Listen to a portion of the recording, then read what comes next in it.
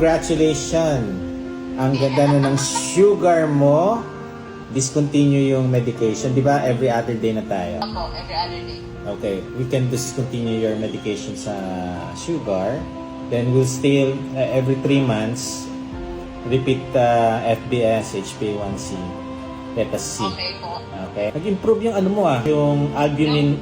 I think, nag-improve. Difference niya is 1 gram daw, sabi ng nepro ko. nag-improve, di ba? Opo, nag-improve. Oh, yun ang maganda. Hindi naman kasi agad-agad mag-normalize yan. Ang mahalaga, nag-i-improve until such time magulat ka na lang, hoping, God willing, normal.